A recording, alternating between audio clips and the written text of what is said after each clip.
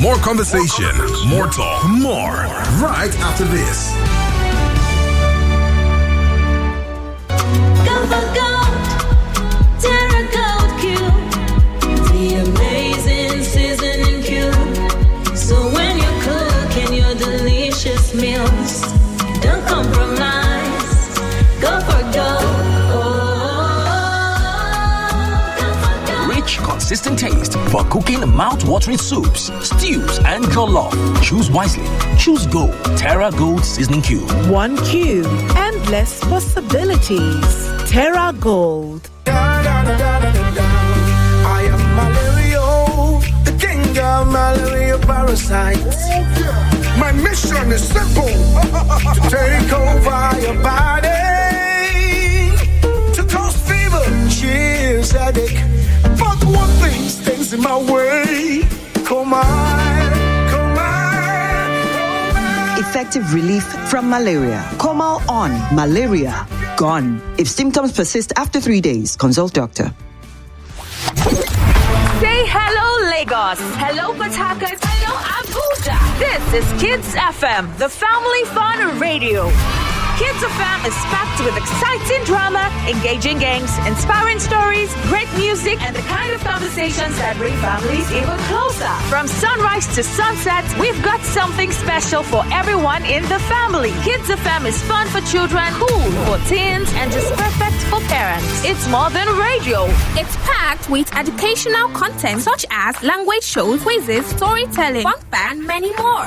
It's a family experience you can count on every single day. So, wherever you are, Lagos, Port Harcourt, Abuja, or anywhere around the world, you can tune in live on 101.7 Kids FM or stream online at kidsfm.ng. Don't forget to follow us on Instagram at kids.fm.ng for all the fun updates, giveaways, and behind-the-scene moments. Kids FM, let's play!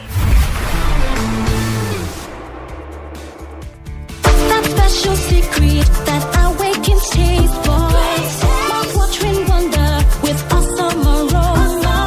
Terra seasoning cubes. Terra Seasoning Cube turns your meals into a masterpiece. Unwrap joy, unleash taste. Hey, come cook with Terra cubes. Come cook with Terra.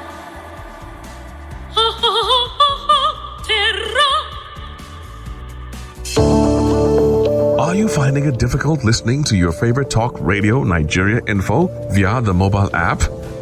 Come closer. Let me fix that for you. Now, launch the app on your device. Click the 3 lines on the top left corner of the app. Look for settings in the drop-down menu and click on it. Turn on the first option that you see. Make sure you turn on the option that says always use highest quality available audio. Now that you have done that, close the app and relaunch it. Voila! I did it! Oh, sorry, you did it. Now you can enjoy your radio anywhere, anytime. Nigeria Info. Let's talk.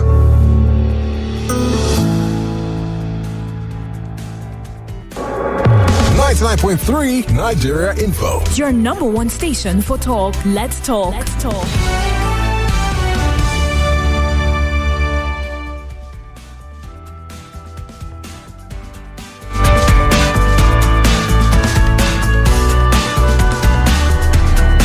Welcome to 99.3 Nigeria Info.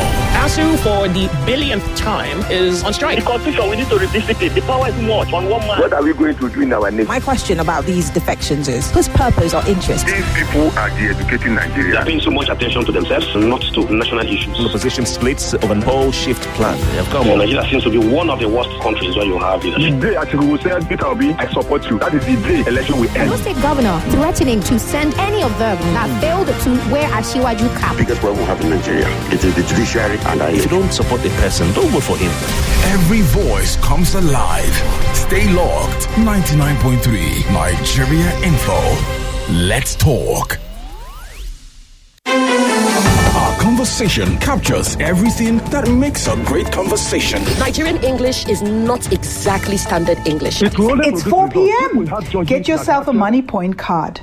Made for your progress. Welcome to Nigeria Info, where the news sparks conversation. When Donald Trump said what he said, why do you think we're here today? What is the policy of this my government on how to put an end to the war? Rather than telling the government there's a misplaced priority in their governance. Some people are trying to play politics to the issue as we normally do. This is your space to listen, share, and be heard. 99.3 Nigeria Info. Let's talk. And now the business news.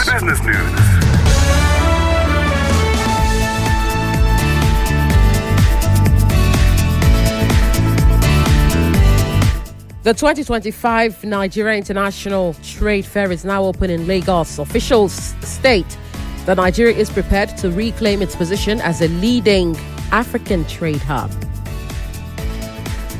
The Minister of State for Industry, Trade and Investment describes the fair as a vital platform for enhancing regional commerce.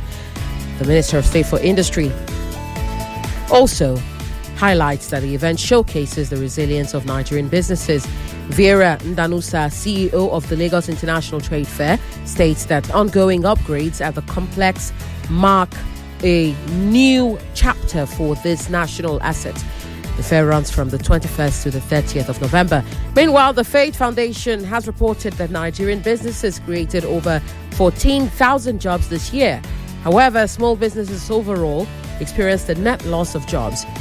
This information comes from the Foundation's 2025 State of Entrepreneurship report released in Lagos.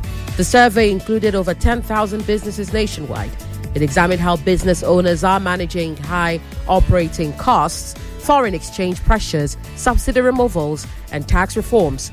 The executive director of the Faith Foundation also noted that MSMEs are operating in a challenging environment, yet remains optimistic about the future.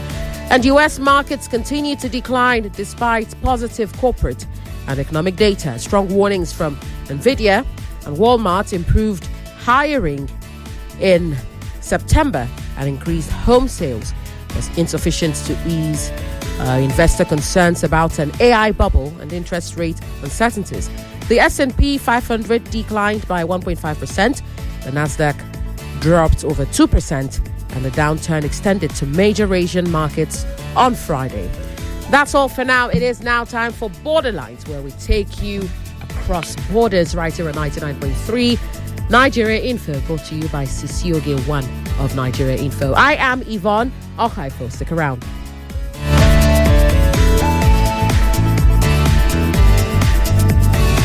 We inform, we inspire, we ignite the conversation. It's a worthy conversation to have. It would have been to the credit of the presidency of if he had released now. Because the government is saying one thing, the people are saying a totally different thing. When Nigeria issue has happened to them or their family, they will know that this is not. Again, I don't think there is a perfect answer to the story. We're discussing the EFCC and their war against corruption. Let them work so that we will call the result. Imagine that in 2026, we'll stop talking about corruption. That their leaders say this is what you should do for them. Why can't you listen to the ADC warns against political witch hunt in coup pro. Injustice will plunge this country into a chaos. It's about you, the caller, the listener, the Nigerian on Nigeria Info.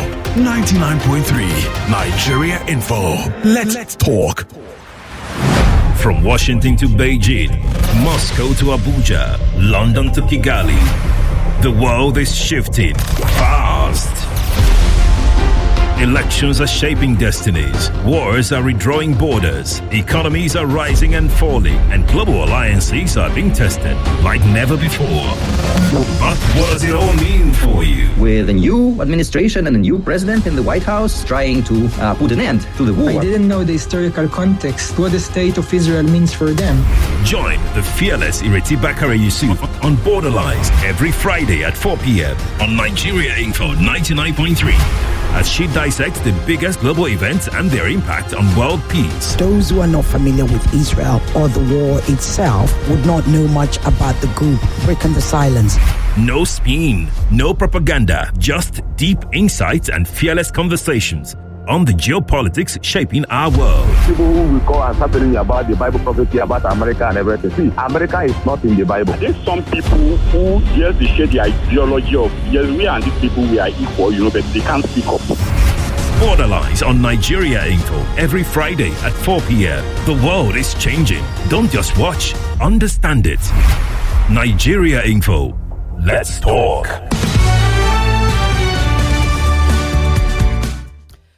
Good afternoon, Lagos, Nigeria, wherever you're joining us from in the diaspora. If I start naming countries, some of you would say I didn't call your country. Yes, there's a lot going on in the world. Seems like a lot of madness, but of course on Borderlines, we dissect the big stories, the small stories, and indeed the most beautiful stories. It's an absolute pleasure to have with us today a multifaceted artist, activist, storyteller. I'm not going to call him what the Oyinbos call him. No. He's my Yoruba brother, he's my Naija brother. Yes, so it is my pleasure, absolute pleasure, to call him his full name. Yes, I did some digging. Olugbenga Enitan Temitope. Let me just look at it. It's like Olugbenga Enitan Temitope Akinagbe. Welcome, Benga. Welcome. Thank you so much for having me. Oh. I feel at home. Look, welcome home. Really. When was the last time you were home? Let me do some ameboying as we do. I was there, I think, over the summer. I was over this just a few months ago, a couple months ago. I'm not happy with you. When is the next time you're coming? Hopefully in December. I'm not sure for certain yet, but maybe towards the end of December. So that means you've got to come into the studio. Promise? I would love that. Absolutely. We would love to have you. But look, we're here to talk about a lot of things, and one of which is your activism. Before I talk about all the other activism you did, one of the ones that truly got to me was during the Biden administration, when you did the one, I think he's Billy Allen. Yes, Billy Allen. And you didn't just do it once, you didn't just do it twice, you stayed on it for a long time. Now, of course, given that you're talking to your home crowd and, of course, the crowd in the diaspora, I'd like you to tell us about why that everything has gone blank on front of me. Everything has gone blank. Please do not touch anything. Everything was going blank. Sorry about that. I'd like you to talk to us about why that particular issue was important to you. Give us a background. Well, Billy Allen, I'm still working with the campaign. It's been a number of years now. He's an innocent man who's been in prison on death row for the majority of his life. He's been in prison, I believe, 27 years.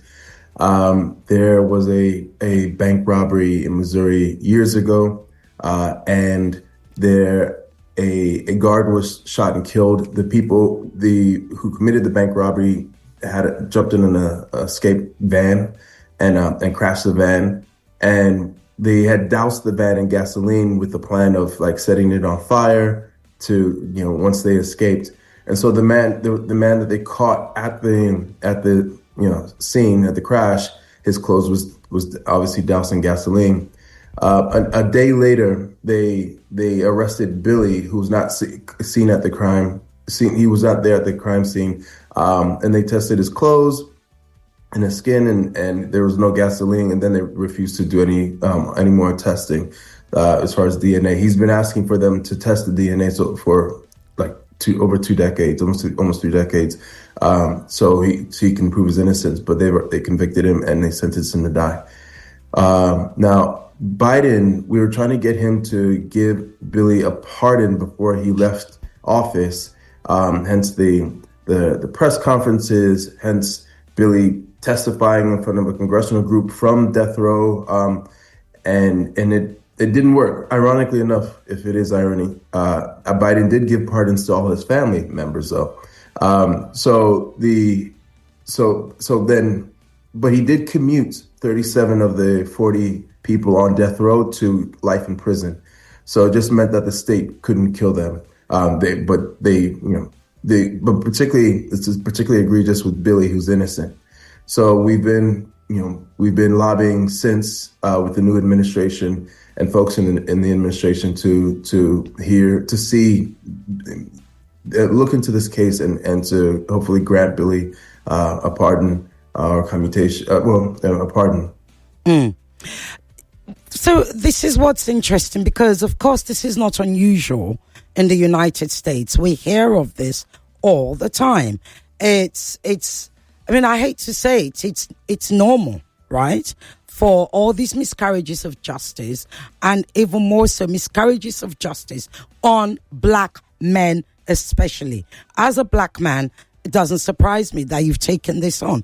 But why do you think Biden refused? Why did he ignore? I mean, you went on talk shows, you did campaigns. Those of you who don't know about it, if you go to Instagram, Benga Kinagbe's Instagram, you will see the short documentary. There's a part 1 and a part 2. Please go and watch it. It's really quite harrowing. Why do you think President Biden at the time, well, he was then, why do you think he ignored everything, all the evidence? Well, the Democrats in this country are also very bad on crime. You don't get an incarcerated state as large as you do in the United States without both parties being complicit in overcriminalization and building up that industrial complex, the prison industrial complex. It's not just Republicans. Democrats, you very much are guilty of it. In addition to that, I think Democrats are so worried about being seen as soft on crime, they go extra. They go hard. They overcompensate. Both parties forgetting that these are actual people's lives, right? That there's communities that won't see these people, usually men, usually black men, ever again, right? So I also think during that election, it was so. Democrats are not bold people. They're definitely, I mean, politicians in general aren't necessarily bold, but they're very, very cautious people. So right or wrong doesn't really play into a lot of the decisions about what's politically expedient, what can get them what they want as far as their political goals, and and that usually will cost people's lives one way or another. It's interesting that you said politicians are not bold people. I think people don't realize that. You think that, because they are in a position of leadership, that they must be courageous, they must be bold. But by and large, like you rightly said, we often see them kowtowing or cowardicing. That's a made-up word, from the big issues. And one of those big issues for you, in addition, after Billy Allen, was what was happening in Israel and Gaza, by extension, Palestine. Tell us why that was important to you. I've been following that for a long time. I've gone over there a couple of times. I think I'm very glad, if there's anything that can be taken from this horrific genocide, it's that it's on the forefront of so many people's minds around the world now.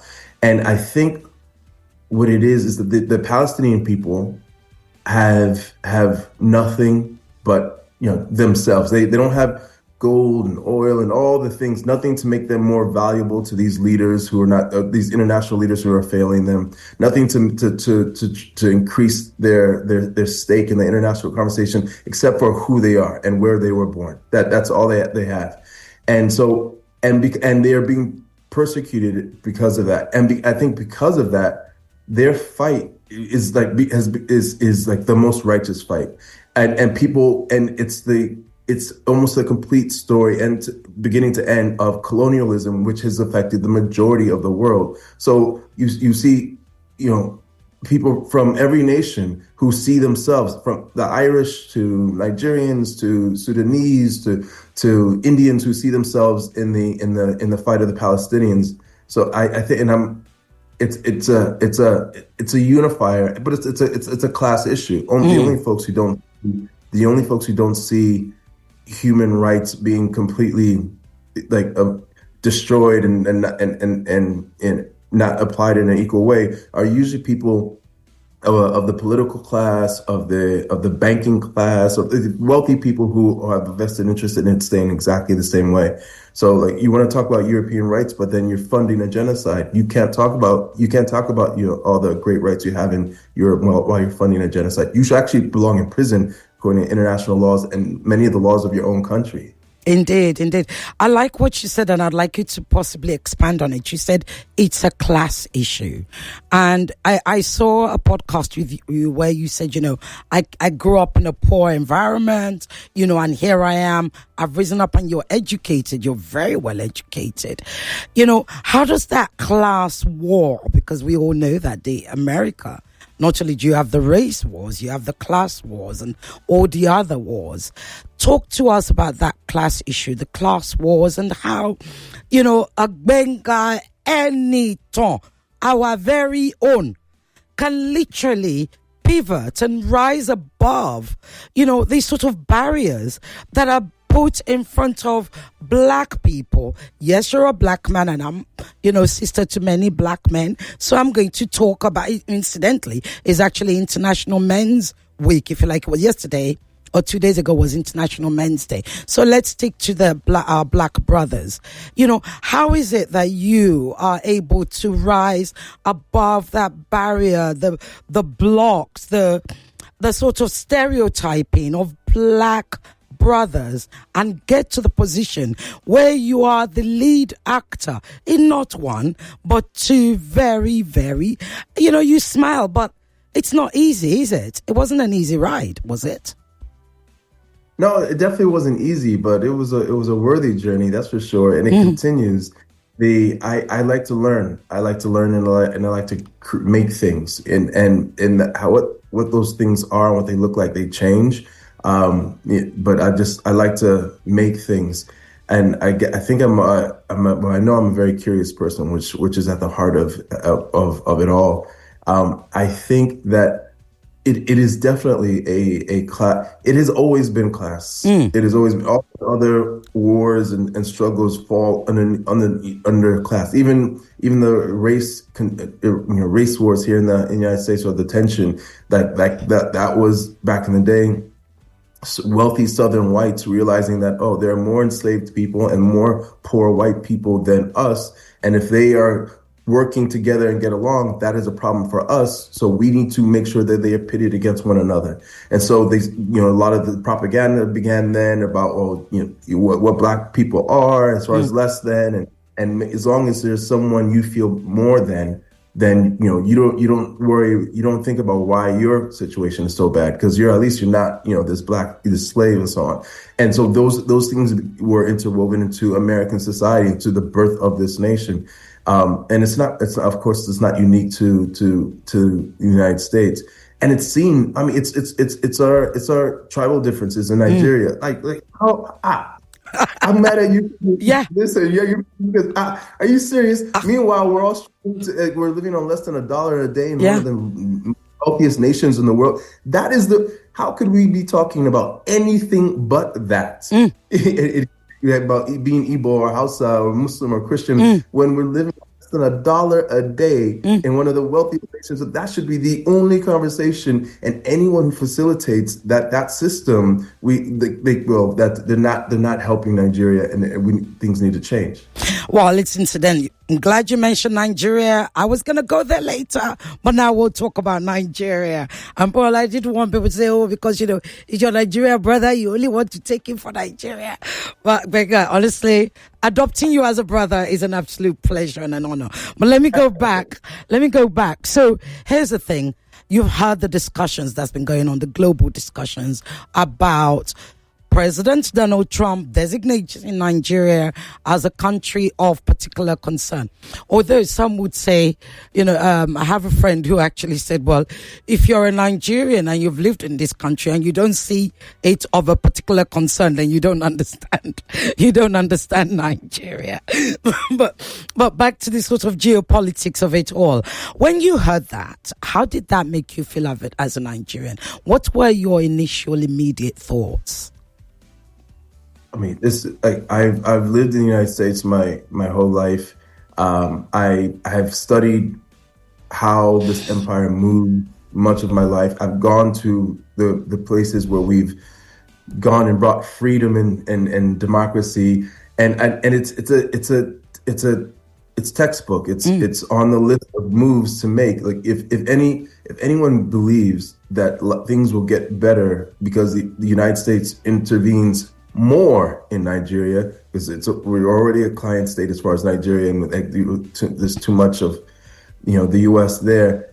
They have not looked at the stats, but like statistically, any country that the United States intervenes in does worse over time. Does worse. As bad as things are, please don't believe it cannot get get worse. Just you want to see it get worse. Welcome the United States to your door. Hell and the seven horsemen have arrived. Absolutely.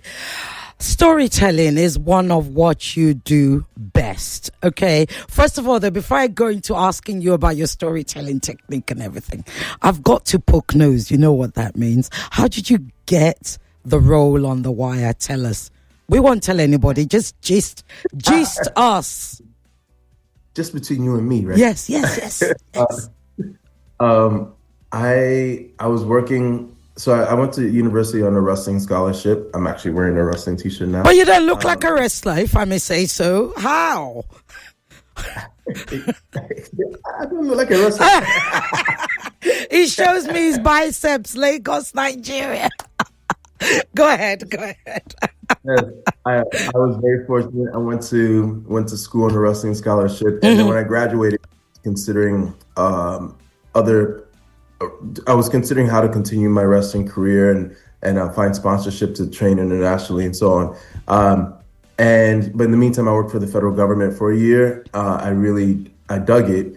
And then I got curious. Somebody came by my cubicle and told me that a friend of theirs was in town doing a play. And I was like, oh, how did that person, start doing that? So I started researching it. I bought books. I started researching it online. And then I started submitting myself to auditions in the DC area. And then one of them was for a casting director, in which they had me come in, and I was actually a background extra on The Wire. And so I did that a couple of times, and then I went back to school to study acting. I was now acting in theater in DC, but I wanted to go, learn more. And so I went back to school. And then eventually, the Wire brought me back in to audition for other roles, and then and that reoccurring role became one of the lead roles on the show. And that's how it started. That's still my Wire family. Like I've made another series with them called The Deuce on HBO. The Deuce, yeah. They deny us of some of these things in Nigeria. Please tell HBO, come on, you need to show my people. Yes, they need to see these shows now. Yeah, not just in the market, exactly in the black market. So yeah, it's been a great journey. So you started as what we call, Nollywood, we say waka pass. I'll confess to you, it's always been my dream to play the woman that's selling akara on the corner, but nobody's ever taken me seriously. Honestly, I need to get some tips from you, Benga, because really, that's all I want. But talk to me about Nollywood, what you've seen, and when you compare, because you're Hollywood. Ladies and gentlemen, Borderlines talk to our people in Hollywood. Yep, unlike other shows. So talk to us, do, a sort of comparative analysis. Our Nollywood is going better and better, of course. There's a lot that can be done, that we can get better at. And I think, I often say to people forget where Hollywood started, and how low level it was. And here we are in Nollywood, actually, almost sort of nearing them, if not close enough. So talk to us about that, as a Nigerian, as a creative, as a storyteller, indeed, as a very successful actor. When you look at Nollywood and Hollywood, what do you see? And when are we going to see you in a Nollywood production? It's been exciting to see the rise of Nollywood, how relatively fast it's been growing, how global it's made itself. Like, I spent most of this year in one African country or another, Kenya, Uganda. I was in, so everywhere I was, Nollywood films were being quoted left and right. Like Nollywood, they knew them left and they knew all the lines. Obviously, not just Africa, in India and in Caribbean and so on, to state the obvious. So that to be able to do that in the amount of time that Nollywood has done it, it's impressive. And on top of that, the productions are getting better, the skill sets are getting better. You're having folks like me who are coming to the state, to Africa and wanting to work with our brothers and sisters there and making content, making stories. So it's this connect. It's storytelling is a way of connecting. I'm excited about where it can go. I know that everyone across the board, as far as from the crews to the actors, everyone needs to be paid more. The film industry though is a difficult industry in general, because it's in Hollywood, for example, I'm part of a group of people as far as like SAG, my union, where only 3 to 5% of the people work. Right. So if you would ever, join an industry where like only 3 to 5% of the people, work consistently, so it's inherently a deeply flawed industry as far as like opportunity. That being said, we've never been at a better place to start making our own opportunities, our own machine. And that's what Nigerians do to their core. I'll do now. Now. So that's can explain why that Nollywood has grown so fast. It's a nation of people who are self-starters. You have a project called Anytime, which is to do with furniture. Talk to us about that. I mean, I know I told everybody one of your names is Anytime, and those, if you don't know what Anytime means, don't worry. Let's test Benga on his Yoruba Nijaness. So tell us the meaning of Anytime, why your project is called Anytime, and really what inspires, the fabric, especially the African fabrics that you use on it. So Anytime, the Anytime Vintage is the name of the brand. They're vintage and antique pieces that I source from my travels and I bring back. Including fabrics that I source from all over. I've built up a sort of fabric library, and I redesign these pieces. Anytime means person of story. There's a story behind this person's life, right? And so did I pass the test now? You passed it, and I'm gonna ask what your story is, but go ahead. And so I feel these vintage and antique pieces have energy to them. They've been in so many spaces. They've contributed to so many people's lives. They've witnessed so many things, and sometimes they're not in the best state, and they need to be revived or saved, or just have their story added to. One of the ethoses of this brand is, you have these African fabrics or these African inspired fabrics that are either go over these different, oftentimes European style furniture pieces, and so for me, it's reappropriating the appropriated. Taking back and taking over, as I feel, we do culturally as Africans all over. So and I love the pieces because they just tell stories, and then people who get it, they bring them into their spaces, where, like their homes and so on, and they now add to the story of their homes, that room, and it's another way of telling stories for me, contributing to other people's stories. Indeed. Now I'm going to take you a little bit further back. So growing up, did your parents speak Yoruba to you at all in DC? No, they spoke it around me, but not to me. So you can't speak it? I want to hear more. I love when I hear Yoruba. I get so excited. So I want to hear it. So please, all the time, give it to me. Well, I mean, look, I'm not going to put you. Hey, Mike, I speak it, Dada.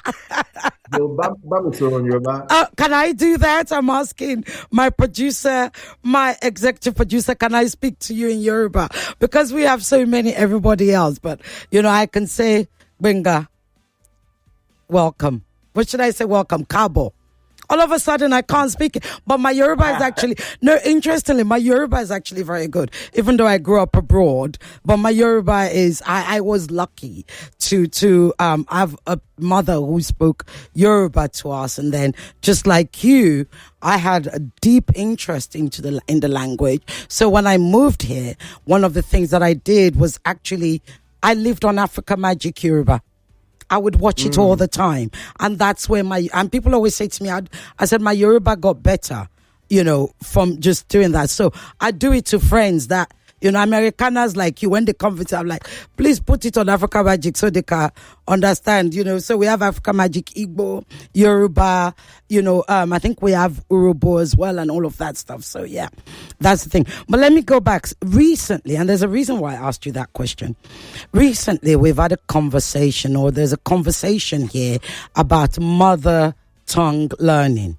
And I wanted to get your opinion on that, why language and mother tongue learning and why it's so important, or how you feel it relates to the essence of us, especially as blacks, Africans, and Africans even in the diaspora, never mind at home.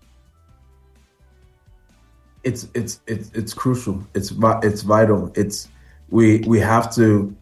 We have to not only hold on to our mother tongues, we have to dive in and like you did, try to learn more, like I'm trying to do. And on top of that, we have to not shame the folks who don't speak it or don't speak it as well, because all that does is make Nigerians move further away, because they have to feel shame because they weren't, for something that wasn't their fault. They weren't taught the language, which was just how we learn any language. We're taught these things. And so we have to encourage, like our brothers and sisters who don't speak it as well, like myself, especially when they want to. When you destroy people and separate people from their language, from their culture, from their religions, from their value of their skin and their hair, like you own them. You own them. So, and then when you those people to embrace it, to double down on those European languages, to double down on European values and aesthetics of beauty, you own them generationally, and then we teach it to our children and teach it to our children. So it's vital. I was in Uganda this year doing a workshop, and someone asked me, what did I think about them making a film in their language? I'm like, absolutely. More and more people, and I think it was one of the smaller ethnic groups, but whatever the language of your ethnicity, like you gotta show the world, like we make movies too, we make plays too, we have stories, so absolutely, you cannot value English, French, or Spanish, or Portuguese over any of these African languages.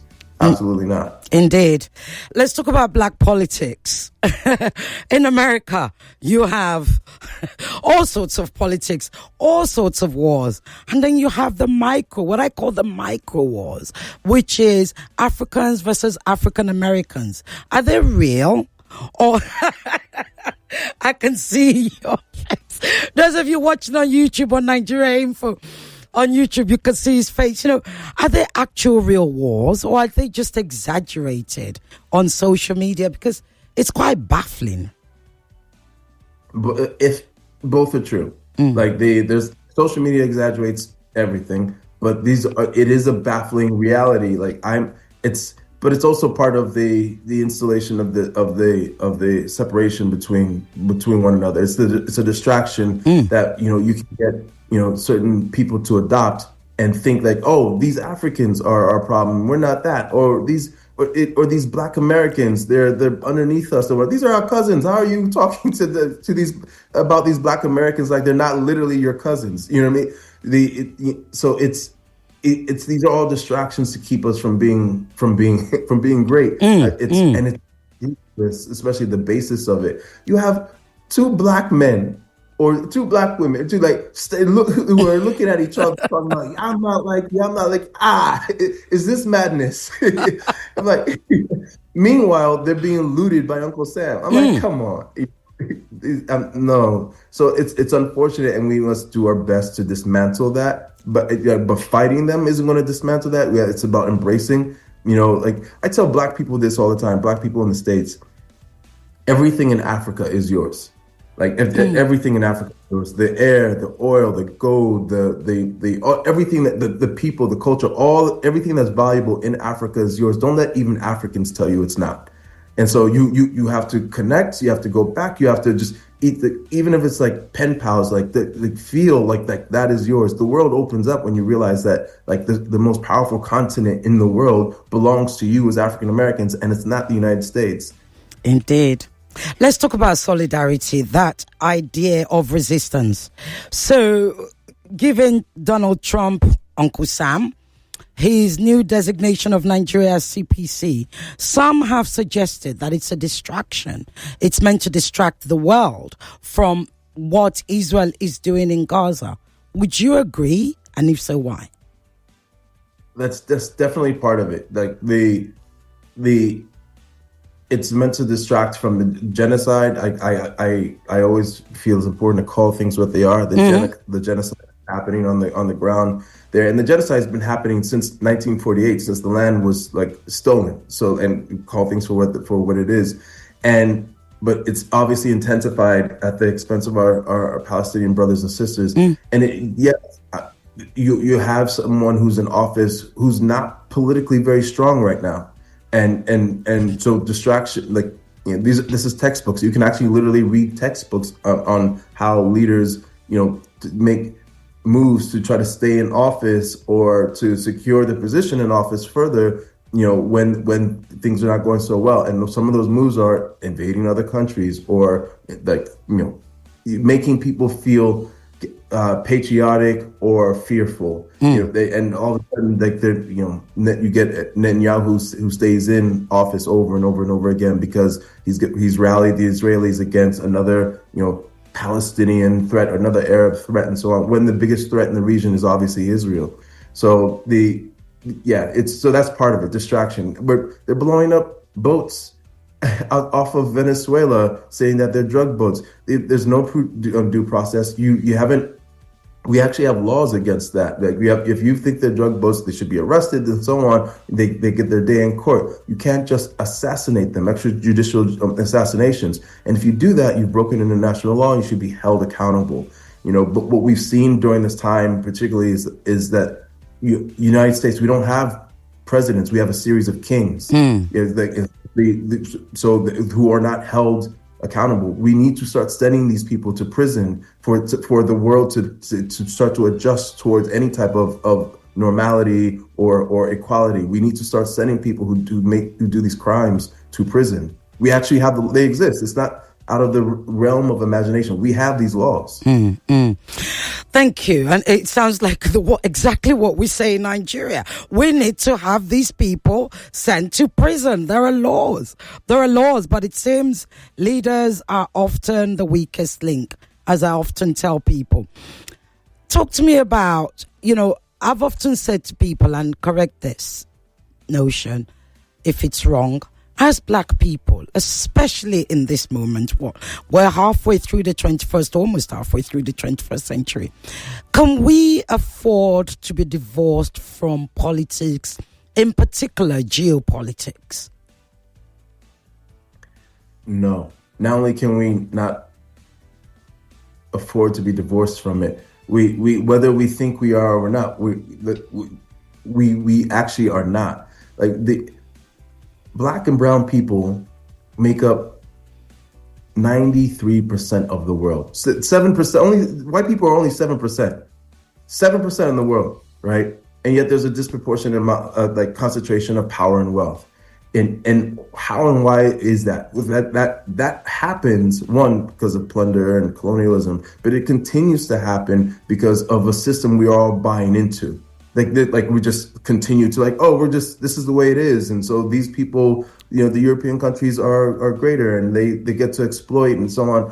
And our lives are, you know, I hear this a lot, particularly in Nigeria, you know, when we're struggling, in heaven, you know, things will be better and I'll be rewarded from it. So no, when I hear that, I'm shocked.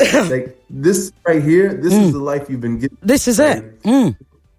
whatever God you believe in, they gave you this life to make great, right? So by letting your leaders or or the power structure or Europe continue to exploit you and your people, you've given up the ship. We don't have to wait till to heaven or whatever you believe happens afterwards to be rewarded. You make it happen here. Indeed.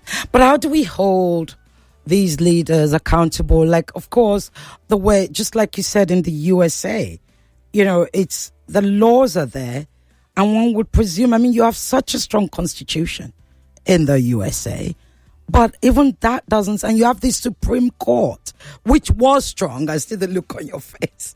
It used to be strong, and indeed Nigerians could actually say, look at America.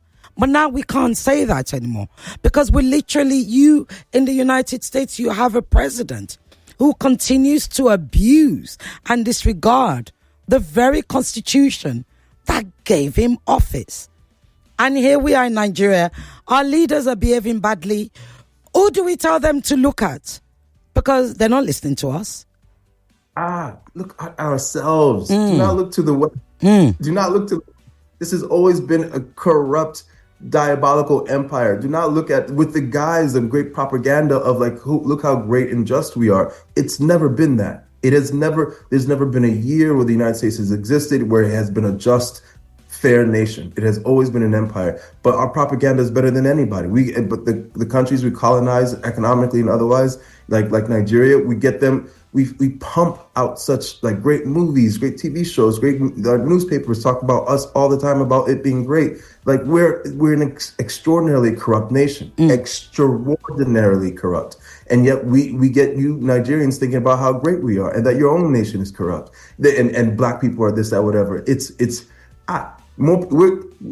We kill more innocent people globally than Nigeria could ever, than Nigeria does domestically or abroad, and yet we're the good. We killed 1 million in Iraq, and they were innocent. That was just that one time. And that's not including the invasion of Iraq before, and that doesn't include all the innocents we killed in Afghanistan. Do not look to the West. Look past the West. I think. Especially with as many as the brilliance of that it's inherent in the Nigerian people. The fact that we have so many natural resources. The fact that Nigeria is so blessedly positioned on the great continent of Africa. And yes, I'm a Pan-Africanist. And we can work with our brothers and sisters, especially when we're not carrying the messages for the West, but actually things that help Africa. That continent could easily surpass the West, and which is why Europe and the United States continue to, the success of Europe and the United States depends completely on the subjugation of that continent and us embracing and continuing that subjugation. It makes no sense that so many wealthy nations that are so close together, the people should be struggling that way. And then we sell our goods for less than what they're worth. We let them take it. It makes no sense. We have everything we need. Indeed. Remember, Europeans and Americans, they keep coming to Africa. They complain about migration. They keep complaining about this, whatever, and we can't govern ourselves. But why do they keep coming back? Why don't you just leave us now? Exactly. They should stay in their own area. Look, you can call now because you guys, I saw some of you were calling, but I couldn't interrupt. He's my guest first before he's yours. You don't understand. You're Nigeria people now. 0201-277-0993, 0201-465-7190, WhatsApp 0809-597-5805. Although I don't know if Zainab is able to see the WhatsApp at the moment because it seems to be looking funny. Now they're calling. Hello. Hello, good afternoon. Good afternoon. I can't hear you properly. Hello, can you hear me now? Yes, you're in some funny place, Sha. All I can say, but go ahead. Try us. Okay, my name is Chuku from Mboto. Okay, Chuku. So sometimes I look at my skin and look at myself, then I wonder how is Donald Trump better than me? This question, I keep asking myself this question all over, and because I have everything I need. It's just this idea of everybody buying into capitalism, everybody chasing money. That's where Africa has it. Africa has everything they need to be a great nation. Thank you. Kudos to our brother. This message. Thank you. Absolutely. I will pass it. He can hear you. You should have seen him clapping for you when he said that. You have to go and watch this on YouTube. But I saw you clapping there when he said, I look at my skin and I look at Donald Trump. I'm like, how is he better than? In fact, he probably wanted to say, he's not even as fine as me, Seth. Yes, he's not. He's not. These are powerful people, not necessarily intelligent people. And then we endow them with all types of greatness because of money and power. And I've been in rooms with these people. I promise you, they're no smarter than like the average person. They're not. Yeah, indeed. Before they start calling again, I will use up the time because honestly, let's talk about Afrobeats. Let's talk about the music. Should I put you in a really awkward position? Right, really awkward. Who's your favorite Afrobeats artist and why? There are a lot of great Afrobeat artists, obviously. Obviously Burna Boy is amazing, and so I've been in an Ashake hole for the past this year. Yeah. That brother, I can just watch him make music and make movement. I love his work. In that case, then I need to ask you. So, when you listen to this music, of course, I love Burna Boy. Afrobeats. I tried to put you in a hole, but you're very good at sort of, not getting into that pigeonhole, which is obviously part of your talent, if I may say so. When you look at the music, the Afrobeats music industry, the creative space in, Nollywood, etc., and our storytelling, we're telling stories that hasn't been told. But I then look at Fela, who told stories of the now, and there's been this conversation about, Afrobeats doesn't seem to be doing conscious music. Does Afrobeats has a responsibility to actually do conscious music? That's a great question. I would say there's a choice. Like Afrobeats, can continue the way it make vibes music and so on, and there are no obligations, as far as what type of music you make and what that music does. But until it starts speaking to to conscious and the plight and of the people, but also the celebration of the people, its lifespan is limited. Its reach is limited as much as we think it right now. Like Fela is timeless. Sade is timeless. Timeless. Like Bob Marley is timeless. Like Afrobeats will die unless it starts speaking to the people in that way. Yeah, indeed, because we can't just be those dancing black people forever. I've got a call coming in for you. Hello.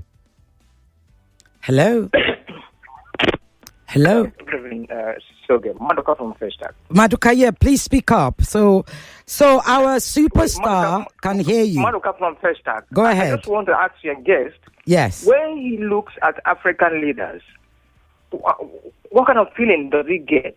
Okay. That of sadness, that of worry. I want to hear his opinion. Okay. Thank you very much. African leaders. Thank you. Yeah. Did you hear that? When you look at African leaders, how do you feel? Okay, they've started to call. Why do you people leave it till last minute? Gosh, let me give you a minute. Now I've got several lines going. Quickly, 1 minute so I can answer more calls. I feel like it's all of the above. I feel like because I live in probably the most corrupt nation in the world, I don't judge them any more than I judge the leaders here. But I do feel it's wasted opportunity. Like what Africa can do, and what our leaders owe more to the people than what they're doing. Thank you. Owe more to the people. Thank you. Hello. Hi, Sisoge. Very quickly, Mrs. Oboli. Very quickly. To you and your guests, I say good evening. Mr. Benga, thank you for not forgetting your Yorubaism.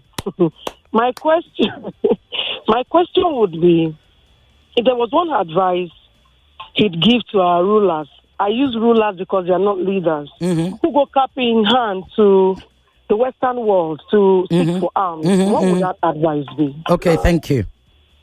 Right. Very quickly. Oh, they want to throw me off. Quickly, go ahead. If there's one advice you would give to our she-used rulers who go capping and to the West, what would that advice be? To stop. Like every time you go to the West, cap in hand, you're putting a dagger in an African. Just know that when you do it, and if you're okay with that, then okay, that blood is on your hands. Indeed. Right. I can take one last call because I know. There you are. They're about to throw me off. Hello. Yeah, Chief Mr. Good evening. Chief Mr. Good evening. Very quickly, what's your question? Mr. Benga, thank you very much. Yoruba Soma Sheo. With the type of leaders we have, with what is going on, especially in Nigeria, but I hear somebody like Benga, I know there's hope. There's hope, my brother. Thank you very much. Keep the flag flying. Let them keep on disgracing themselves. But with people like you, Benga, I hear you this night, and Chief Miss Ireti Bakare, thank you for bringing these guys to us. Thank you. There's hope. Thank you. There you go. It's like they're meeting you at the airport, right?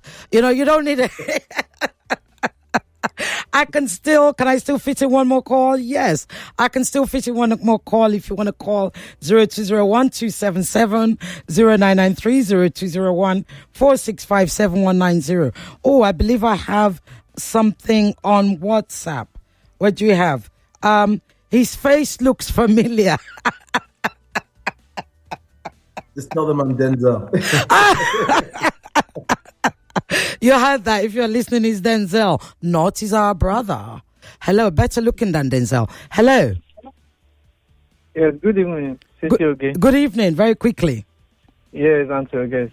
So me, I just want to add to what you have been discussing all along. Mm-hmm. I only just put myself in that place of these our leaders, or rulers, as I said that. I mean, aren't they ashamed of themselves? As in, if they go outside the shore of Nigeria, I mean, have they not come to realization that how will people rate me? How would they? I mean, how am I being projected in the outward there? Thank you. So with the things happening in this country, that's just what is paining me. I don't at their heart that's so sincere that they don't even think of this. There's something they call just common self-respect. Thank you. How would they do it? How would they? Thank you. There's other people who respect them. Thank you. But what is? I think I'm going to leave you to kind of respond to that. Really, are they not ashamed because they're embarrassing us? I think is what my caller's trying to say. I'll say two things. One, like it's the same thing in the States. Like oftentimes the worst things I hear about Nigerians come from Nigerians. We are horrible with one another, and especially as we talk about one another. And so I say that not because we shouldn't hold our rulers and that woman's right to task.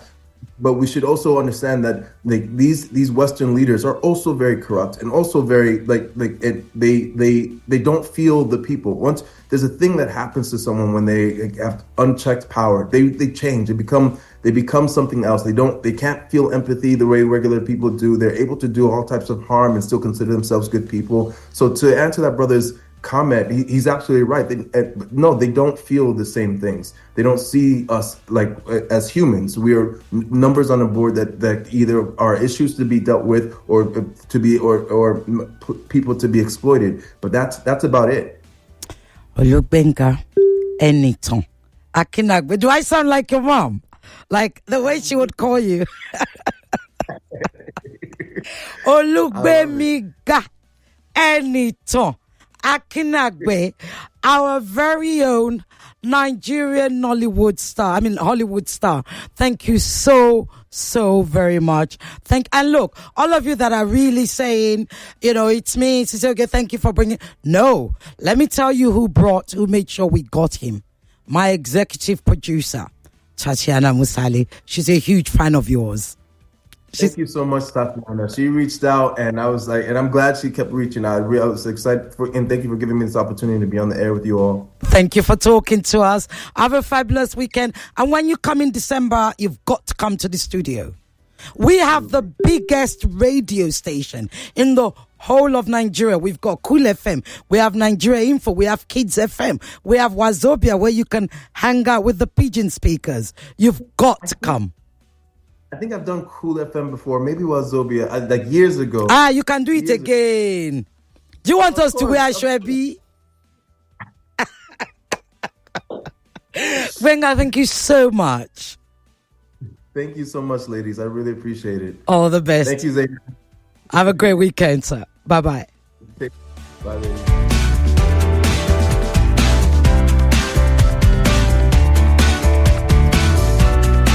You hear it from us. We tell you.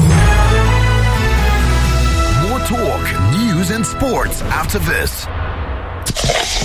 You love sharing Coke. Now, Coke wants to share something with you. Buy a Coke bottle with a name, slang, or nickname. Scan the QR code, enter the code under the cap, and you can win your slice of 250 million naira. That's right. From basic to eat girl, your next Coke might be your ticket to soft life. So, why are you still here? Grab yours now. Share a Coke. Share the vibe. Win the cash. Approved by FCCPC. Terms and conditions apply.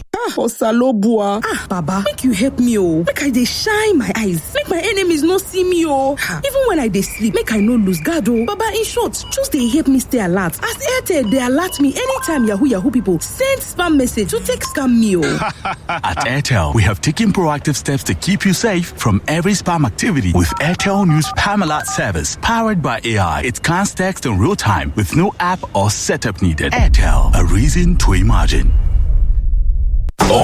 My guy super na correct guy, small but mighty. When I deal with him, I know say my day don't set. And everybody sabi say if super dey your side like this, you could just get fire on, no be by size.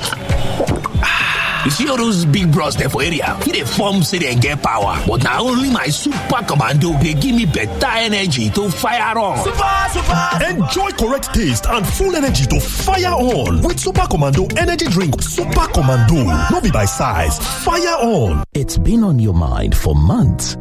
That new TV, refrigerator, air conditioner, sofa, perfume, calling your name. You've waited, you planned, and now it's finally within reach. This Black Friday, Spar Market will be turning your wish list into real happy moments with up to 50% off electronics, furniture, luxury perfumes, wine and spirits, groceries, and more. Offer is available across Spar Market stores nationwide from 21st to 30th November. Check off your wish list with Spar Market. Spar Market, there for you. Terms and conditions apply.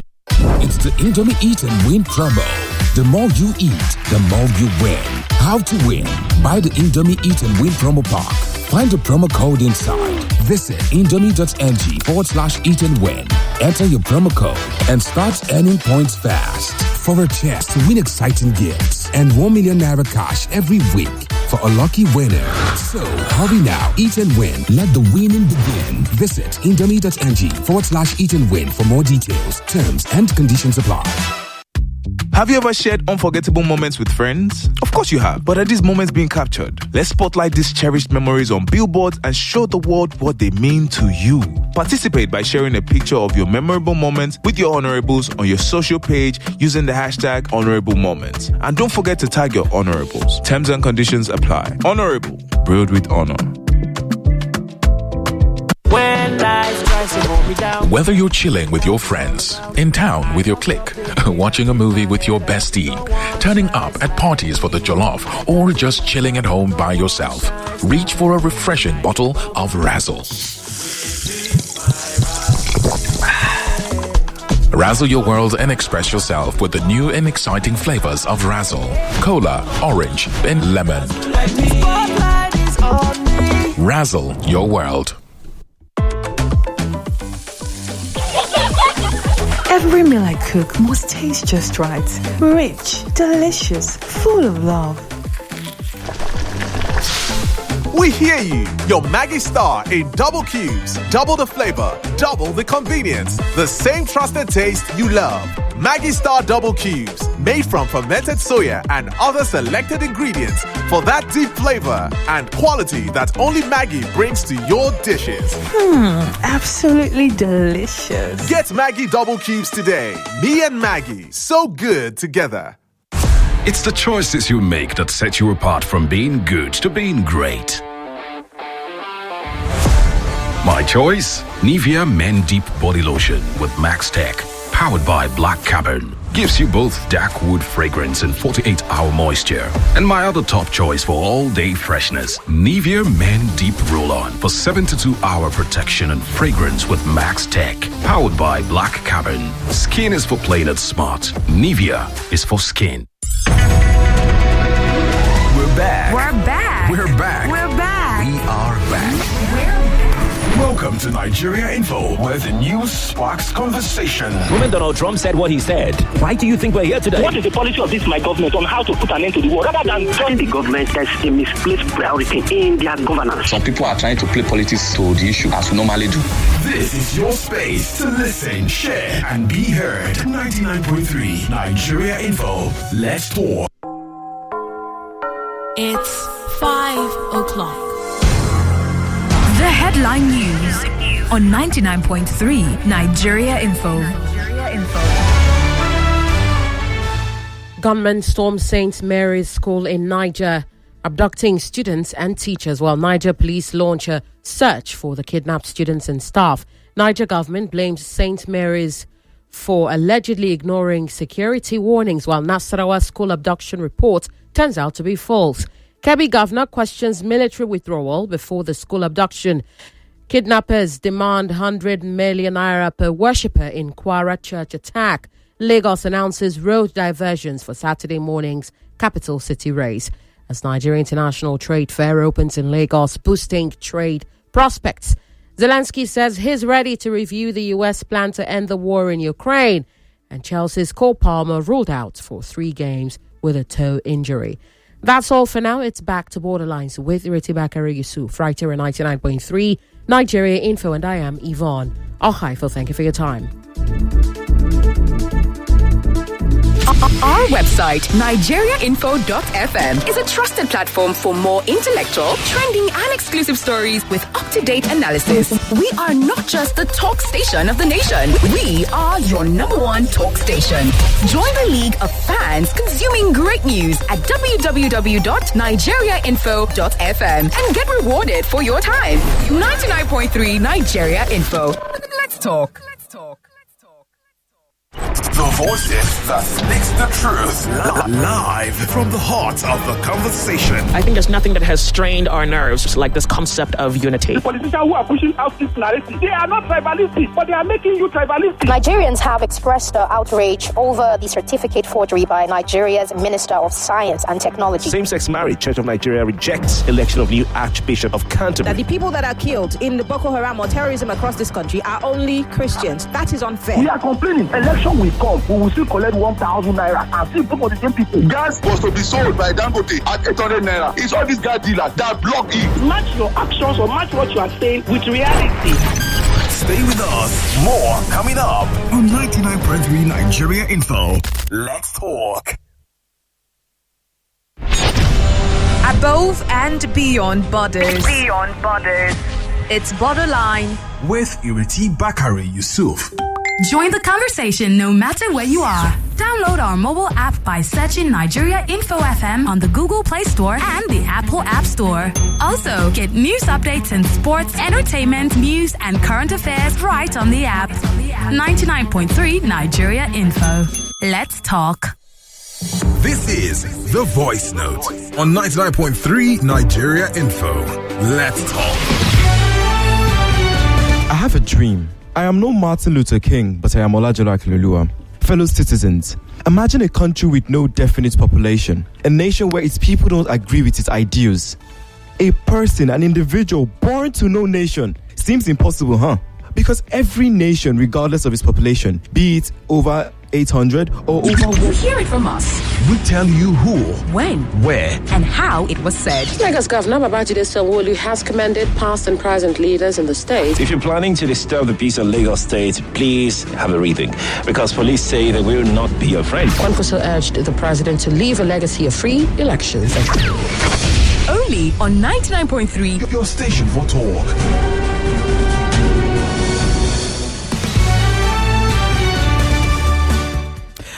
Welcome back to Borderlines, the only show that takes you beyond borders.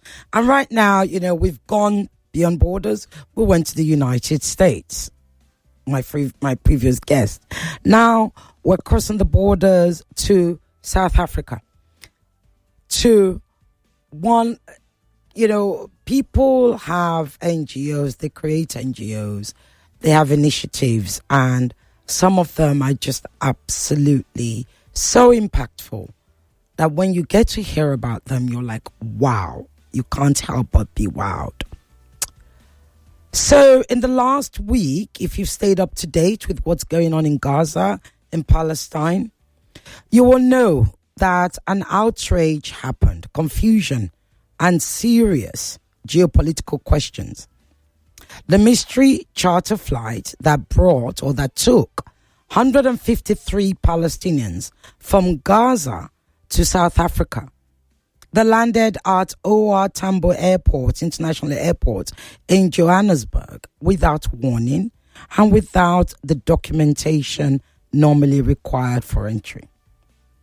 But South Africans didn't turn them away. They took them in. One of the NGOs that are looking after these 153 Palestinians is headed by Dr. Imtiaz Suleiman. He's the founder of the Gift of Givers.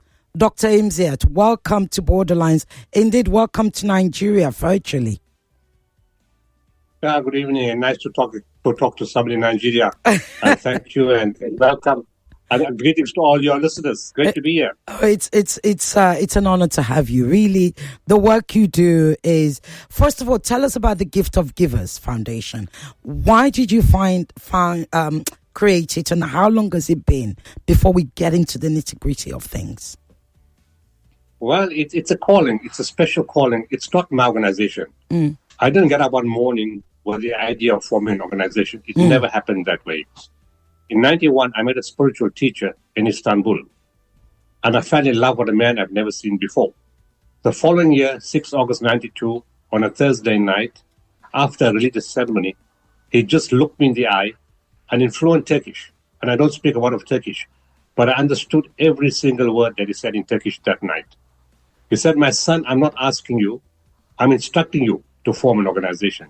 The name in Arabic will be Waqful Waqifin. Translated, you can't really translate it exactly, but it became Gift of the Givers. It will serve all people of all races, all religions, all colors, all classes, of any political affiliation and of any geographical location, but you will serve them unconditionally. You will expect nothing in return. This is an instruction for the rest of your life." That's how it happened. He gave me an instruction in Turkish. I understood in Turkish and I asked him, "How come? When you speak Turkish, I understand, and when other people speak Turkish, I don't understand?" He said, "My son, when the hearts connect and the souls connect, the words become understandable." It's totally spiritual. It's a long story, and I don't think we have time to cover everything. We've intervened in 47 countries. We're disaster specialists. We're going for 33 years now, and we've delivered 7 billion rand worth of aid to 47 countries. We even intervened in your country many years ago when a church collapsed somewhere in Nigeria, and we sent people to assist those people that collapsed in the church. Oh, yes, yes. We've done the tabernacle, yes. We were involved there too. And so we do many things. We don't do any disasters. We do infrastructure, boreholes, agriculture, taking care of cattle, animals, catching and raising fish and feeding to the people, feeding centers, wheelchair distribution, catch-up surgery, counseling services. We do a lot of stuff, And, we've established ourselves very well with the largest disaster agency on the continent, and we intervene in really huge disasters. Wow. Thank you so much. I mean, like you said, it's a long story. And like I said at the beginning, there are initiatives, there are NGOs, and you learn about one NGO. At some time, I can say I didn't know of the Gift of Givers. And then you're like, wow, they exist. Incredible. So when you first heard about the Palestinians that landed in Joburg without notice, what were your immediate thoughts? What came to your mind?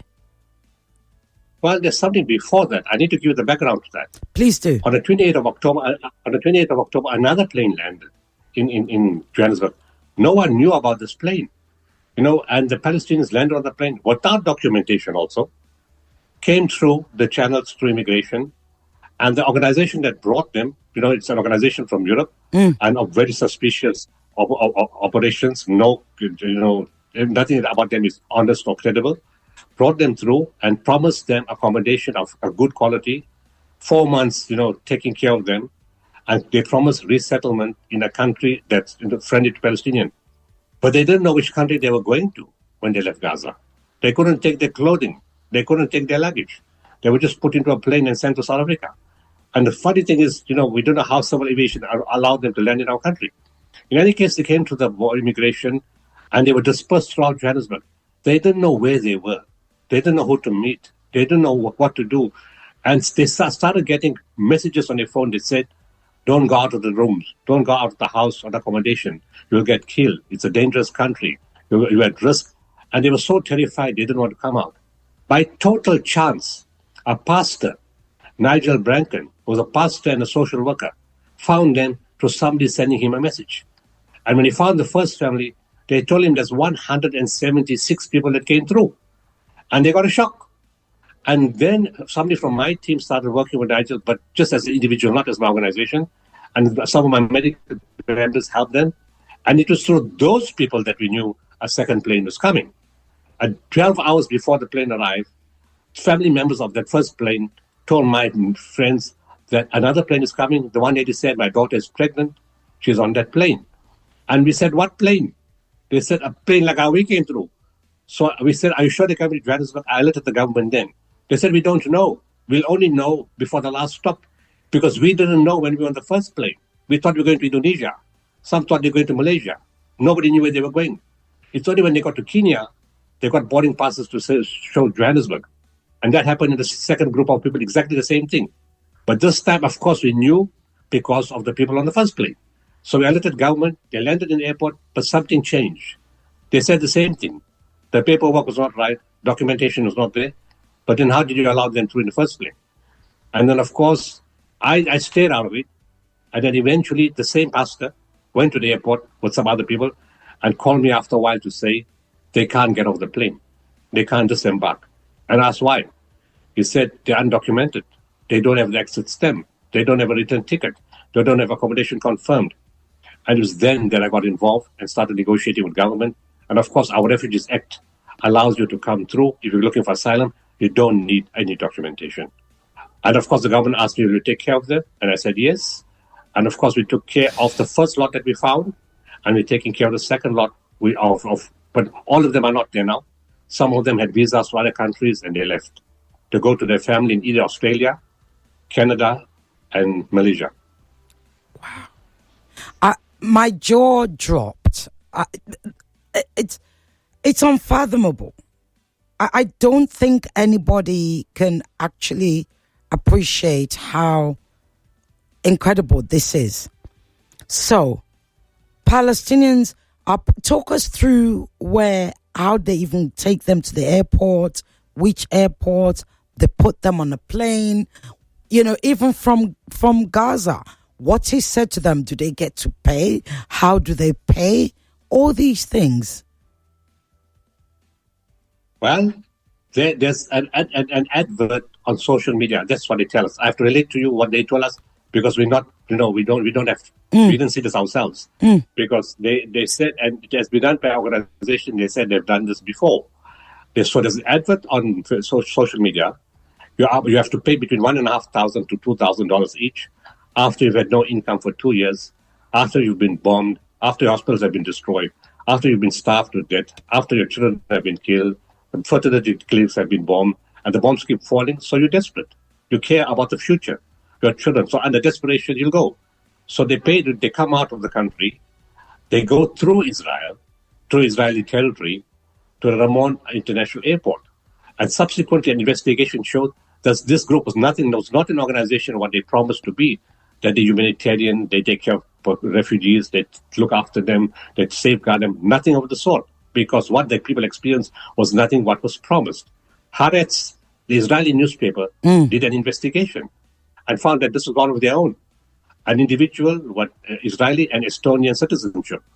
in working directly with the Israeli military to move people from Gaza through Israel out of the country, which this is human trafficking. There's no other explanation for this. If the legal people look at it and other people look at it, it's purely human trafficking because you don't know where you're going to. You got no support. You can't take your luggage. You can't do anything. This is one of the things that they do. They've been kidnapped. They're kidnappers. They steal land. They rape people. This is part of their culture. So people were moved to Ramon Airport and still they didn't know where they were going to. And were they allowed to ask? Were they allowed to ask or they just... They did ask. Yeah. No, they told me, they told, well, not me, they told my teams, they asked, but they were told, you can't know where you're going to because it's very dangerous and you can be stopped. And we had promised before, so don't ask where you're going to. It's in your own interest. But we can tell you that you're going to a country that's friendly to Palestinian people. So that's all they knew. Under those circumstances, when you are so traumatized, when your family members have been killed, you want to save what's left of your family. Of course. So you just say yes. And I've seen refugee situations in many, many countries in war zones and difficult situations. They just leave. They don't care about anything. They just leave. And even if the family members don't want to come, they leave them behind because they want to save those that want to be saved and get out of that difficult situation. So on that kind of crisis, they tell you we're hungry, we're bombed, we're scared. We just leave. We don't know where we're going to. But we were promised good accommodation, resettlement, a better life, and 4 months of support. Nothing of the sort happened. Wow. I have to say it's most upsetting when, anyway, we shan't go into emotional. Let me just focus on my work. So Minister Roland Lamola called it a clear agenda, and I'm quoting now, a clear agenda to cleanse Palestinians out of Gaza and the West Bank. How have the South African government responded to this? Well, the problem is the one department called Home Affairs and the Border Management Authority didn't treat them well. You can't keep people who are in such difficult situation on a plane for 12 hours. There seems to be some political interference because the lower level servants, when I spoke to them, they said, look, this is not right. There's women and children on that plane. It's hot. They're dehydrated. The hair is soaked. We need to get them off the plane. But we need political clearance, which we're not getting. International relations, which doesn't fall under international relations. In South African law, immigrations fall under the Home Affairs, not under international relations. Right. They said, look, it shouldn't be a problem. We're writing to Home Affairs. It should be cleared in a short while and they can get off the plane. And then, of course, I was told by the same people in international relations that 2 days previously, when they had a snuff that this plane was coming, they already did that, but they were ignored by Home Affairs. Nobody responded to them. And different people in international relations told me the same thing. And then eventually, I was horrified when, after I was promised by the Border Management Authority, there were some really good people there who wanted to see an end to this drama because it's not good for our image. Not only not good for our image, South Africans don't do this. We took Israel to the ICJ. We took them to the ICC. We've been working with them, and we went to Bogota and got countries against Israel. We've been putting our country has put its neck out. So this just doesn't sound right. It's almost as if somebody was blocking them to come into our country to embarrass our own country, to embarrass our government or the G20 this week in our country. It's almost there's political interference and people within our government are agents for foreign governments. That's what it looked like. In any case, I got horrified when I got somebody sent me a slip, an email that was sent from the Border Management Authority to the plane company. And of course, the plane company has to be investigated too. On what authority did you bring passengers on a charter plane to South Africa? Do you have the authority to do that? Do you inform civil aviation? Did you give them a manifest? Why did the red flag not go on? Is this very normal practice for South Africans to get refugees from a war zone, from Gaza, in a chartered plane? Like in our history, how many times has this happened? Every week, every month, every year? It's never happened in our history. So something is seriously wrong. That plane has to be investigated. Why was no food provided on the plane?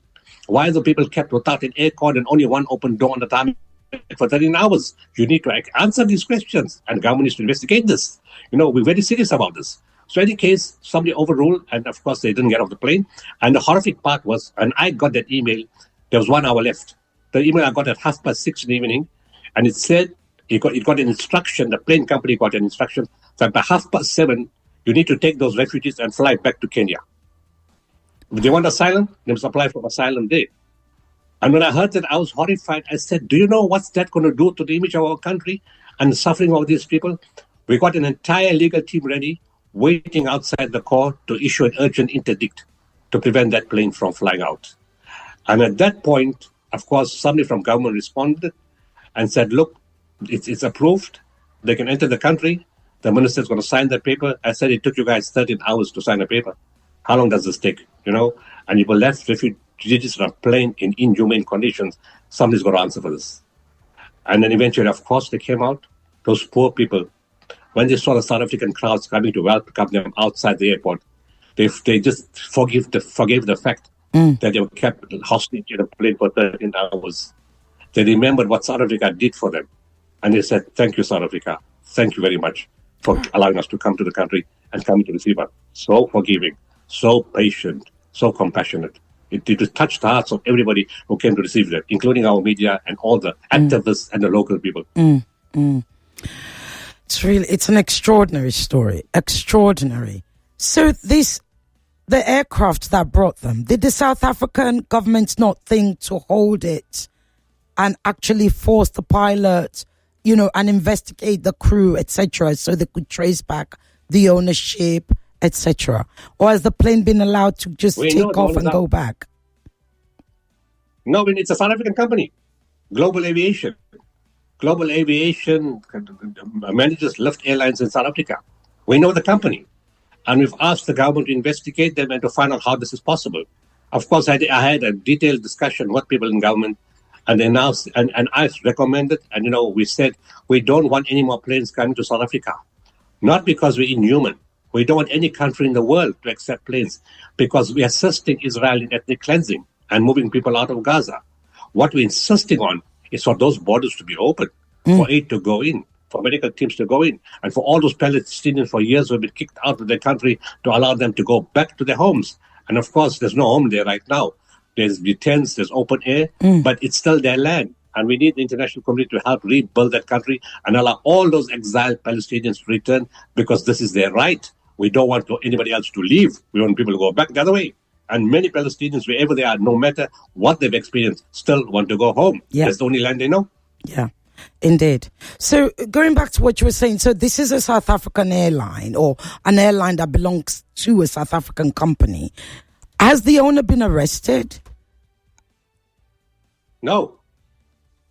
We don't know when the investigation is going to start, but I do know that the following day or a day later, they had a very high-level cabinet meeting on various aspects of security, how the planes came, who was responsible, what happened. And, of course, that's not been made public yet. But an investigation, and the president is, I officially called in media for the president to institute an investigation, all these different things that I just told you about. And they did say an investigation is being instituted. We were going to wait for those results. Wow. Extraordinary. Absolutely extraordinary. You have so many, all the sort of licenses and approvals that planes have to get to come into a country's airspace, let alone actually landing, and nobody knows. I mean, indeed, it is the mystery flight, that in a way that we've never ever seen them before. There's a company called Al-Majid, or Al-Maj Europe, which kind of presents itself as the humanitarian organization. It was founded in Germany in 2010. With no online presence, it's new. It uses AI-generated photos and recycled images from Syria. What are your thoughts on that? Well, that's the organization that Haaretz investigated. That's the organization that the money was received from these Palestinian people. Their website is 2025, but they say they're in existence from 2010. And of course, Haaretz, the Israeli newspaper, investigated them and found it's an Israeli citizen, but dual Estonian Israeli citizenship that's involved with the Israeli military. And they've said it openly.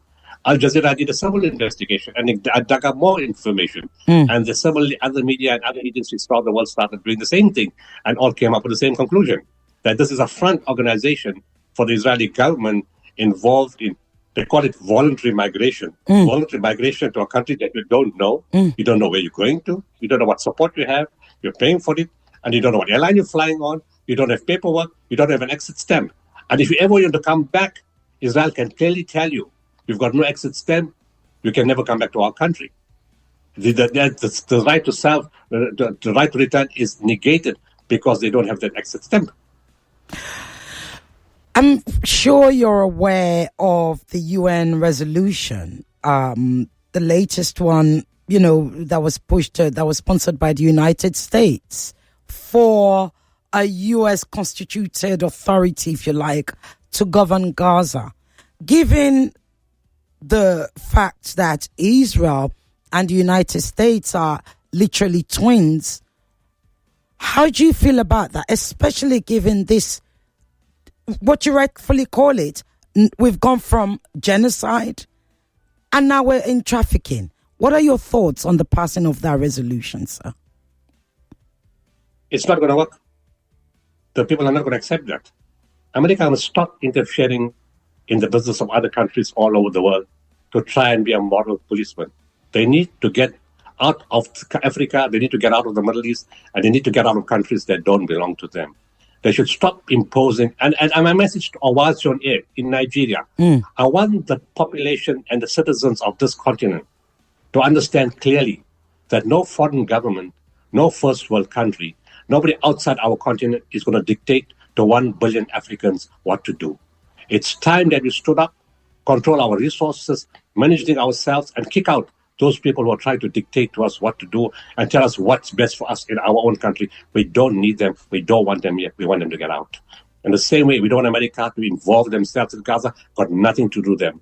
They're part of the genocide. They provided the weapons. They're involved in murder, rape, destruction, occupation, killing babies, baby killers. They're responsible. They send in organizations in the name of Gaza Humanitarian Foundation, which shoot people dead when they come to collect food, shoot children dead to kill food, and to come collect food. We don't want them in our country, in our countries. We want them out.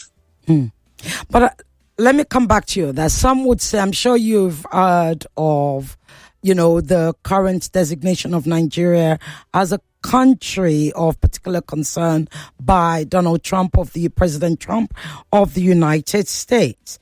Given what you've said now, some Nigerians will say to you, look, we need Trump to come in because our government are not keeping us safe. Our government are not fighting terrorism. They're not fighting terrorism for us. Our government are allowing all these terrorists to come through our borders, churches, mosques. Children have been kidnapped from schools. Our people are being killed every second.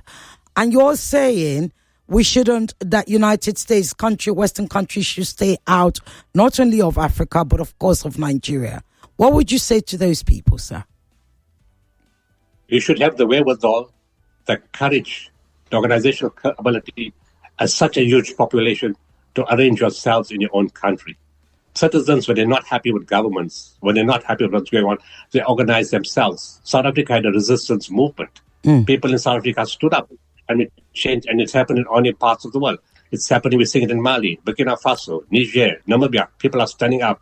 There are 90% good people in our countries, and we need the good people to stand up. The reason why this happens is because good people keep quiet, and evil is allowed to do what it wants to do. There's no such thing that you need an outside government or outside country to sort out your problems. We have the intelligence. We have the commitment. We can do that. Why can we not do that in every country in Africa and live outside interference? It's upon the people of the country itself. And we don't want war. We don't want violence. We don't want disturbance. We want dialogue. We need to sit together in every way and avoid bloodshed as much as possible in the interest of our own nations. And I'm sure that can be done like it was done in South Africa. Indeed. I mean, as somebody, I remember you said earlier when you were telling us about the gift of givers that you've worked in Nigeria. As you worked, you helped with the rescue at the Synagogue Church of Nations. That's what it's called. So when you hear this thing about, when the terrorist problem that we have in Nigeria, the terrorist challenges we have in Nigeria, when it's coached almost like a religious war, what are the thoughts that comes to your mind, especially given that your organization works with all religions, all locations, and saves people everywhere? We need the religious leaders of the different faith groups to make it clear that terrorism is not a part of religion. Terrorism is when you turn against religion. And the message to understand that you cannot support groups like this because they're the very antithesis of religion is all about. And it requires a huge education power system, like using your radio station and media and other means to educate people to say you cannot join such groups. What religion is this where God says go and kill people? He says the opposite. For he who saves one life saves the whole of mankind. He says that peace and harmony and reconciliation is better than war and killing. He says forgiveness is better than taking retribution. These are all the teachings of the different scriptures. We need very more active leaders in the different faith groups, scholars, academics, school teachers, school principals, parents, people at homes. And if you keep educating, eventually you will not have any members to join these groups. And the groups will fall apart. They'll be small in number. Yes, they'll be funded by outside countries to cause havoc and disturbance in our country. But if we stay away from them and do not join them, we can turn it around. It requires the will of the people to do that. Indeed. Right now in South Africa, in your country, you have the G20 going on. And it's been snubbed by the United States, which is totally unusual because there should have been an handover to the United States. But rather than President Trump coming, indeed, he seems to have waged war against South Africa. Talk to us about that as a South African. Well, I'm happy that the president said today he's not going to do handover to any ambassador. If the president of America doesn't come, he doesn't get a handover.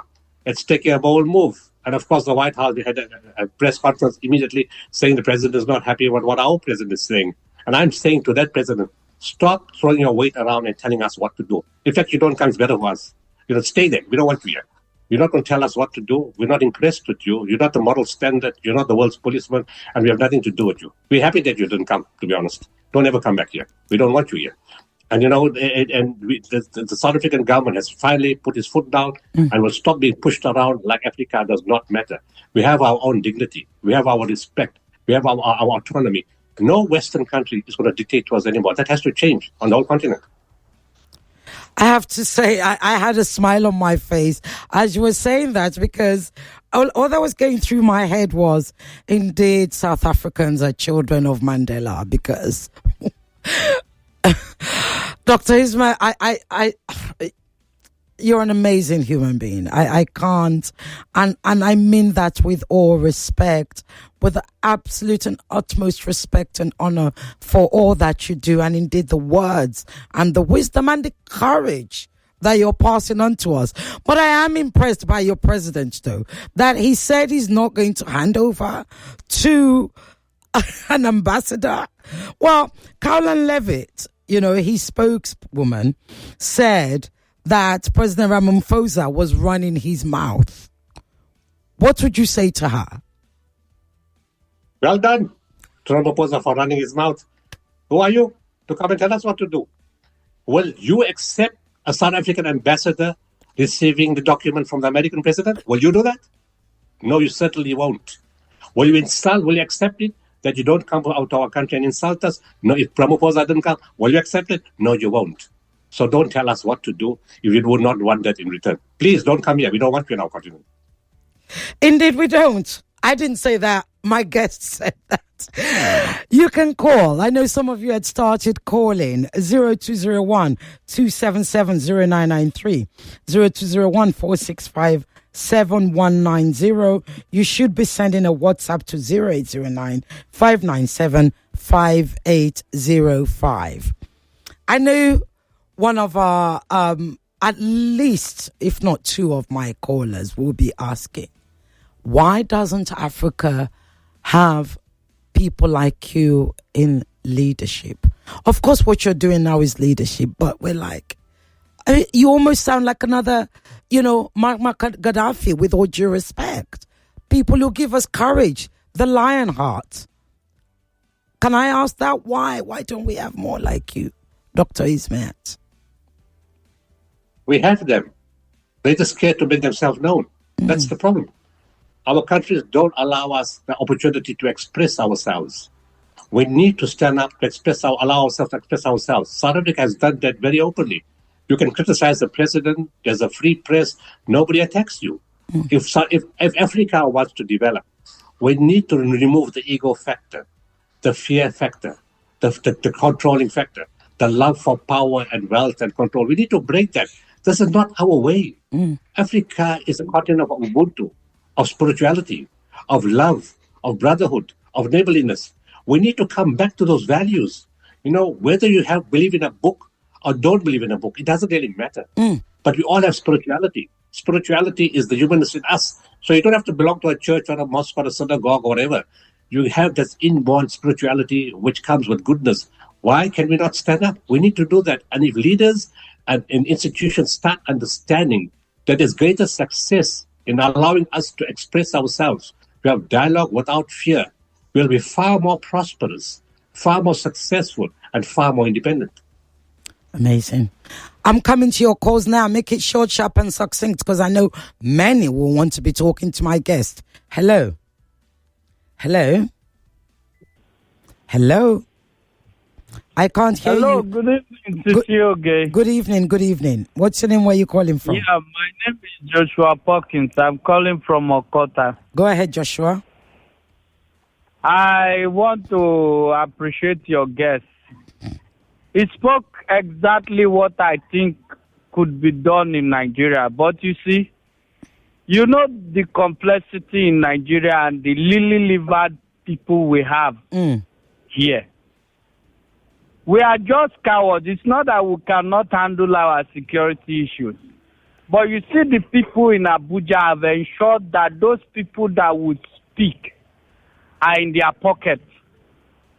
And that's why it looks like we cannot help ourselves. We necessarily do not need the help of the international community. But if we are concerned about our resources being taken, what with the ordinary Nigeria, what have we benefited from this resource if not this taxing and taxing and taxing? Thank you. Thank you very much. Evening. Good evening. Well, he's saying, look, we have the courage. It's the ones in Abuja who don't seem to have the courage. They don't have their cowardice. They know what to do, but they don't seem to have the backbone or determination to want to do it. What do you say to that? Yeah, you've got to sort out yourself. You don't need outsiders to do that. If there's that many sticking like that, I'm sure there's millions sticking like him. But again, I stress, we need to do this without violence. We need to do this, in a peaceful way with dialogue for people to understand.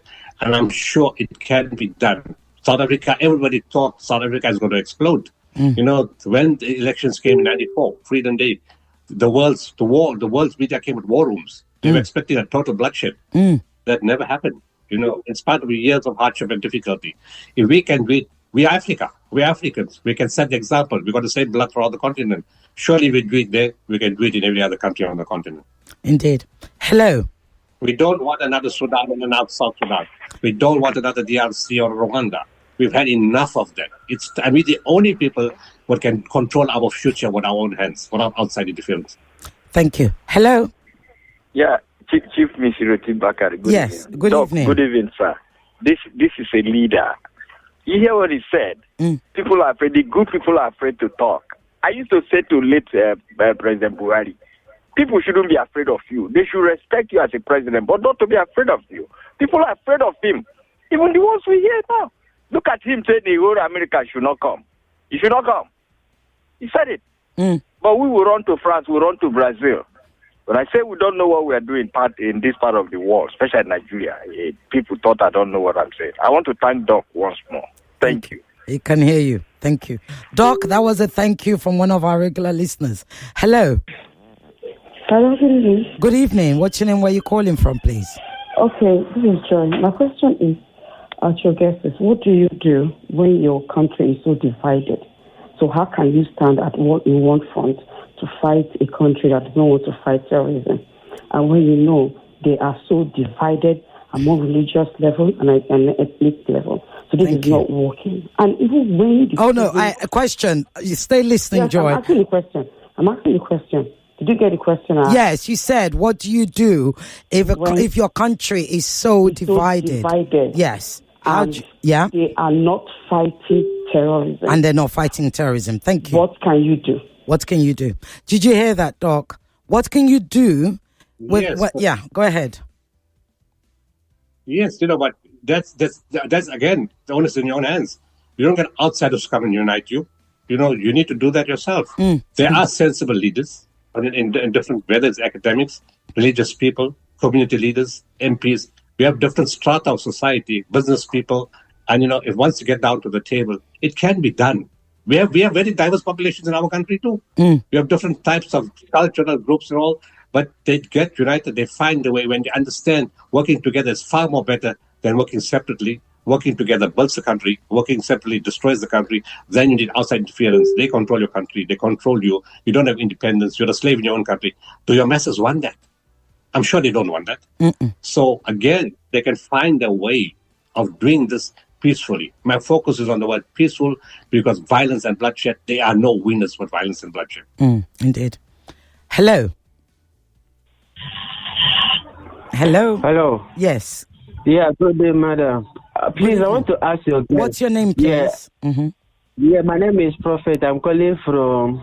Okay. Go ahead, Prophet. Yeah. I saw this country in religious war and everywhere is just burned down like nobody could exist anymore. I want to ask your guest, how will he interfere with a country like Nigeria if everywhere going to religious war and nobody could help anybody? I don't understand. What's the question? I don't understand. Please rephrase it. The question is, this country is coming up about religious war. How will he interfere if the war is going on? How will he have to interfere to bring back peace to the country? You think? Okay. I'm not quite sure I understand that. Yeah, go ahead. I know what he's talking about. What is he talking about? If religious war is taking place. Oh, I see. Yeah. How do you stabilize the country? He's got a point. What needs to be done besides the people itself? You need to get an arbitrator. Maybe a president like South Africa. We had the peace committee. We had Desmond Tutu. We had others going out, Thabo Mbeki. We had people from our Truth and Reconciliation Commission. We had people who sat at Codesa, who became important people to bring about peace in Sudan, in South Sudan, and different parts of the world. You can look upon leaders who are respectful, who understand religion, who understand cultures, who are not impartial. Who are partial or impartial, who know how to deal with people. You can find people that both sides agree with.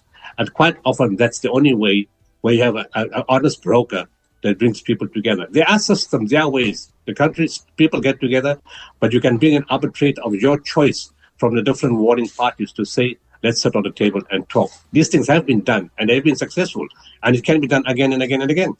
Now you remind me of the late, great Desmond Tutu and the South African Truth and Reconciliation Commission.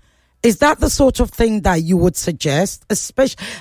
My previous caller, the lady, I think it's Joy, she's right in the sense that we have these divisions in Nigeria, religious divisions, ethnic divisions.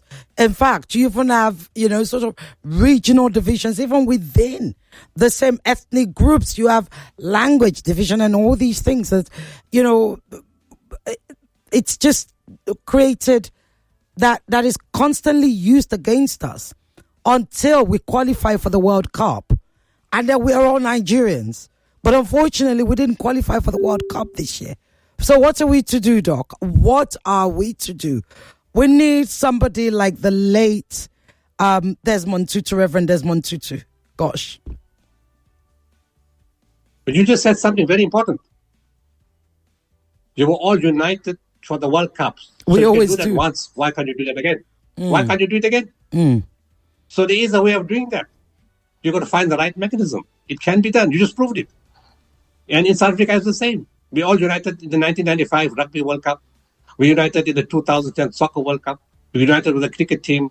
When we had COVID, we all got together. I'm sure your country got together during COVID. There are ways where we can do that when we still look at the bigger picture and realize the unity is far more important than anything else. It can be achieved. I don't know put religion down people's throat because some people have belief system or not belief system. But we have a very important religious teaching from all the books. The Almighty said, I've created you into nations and tribes that you may know each other, not that you may despise each other.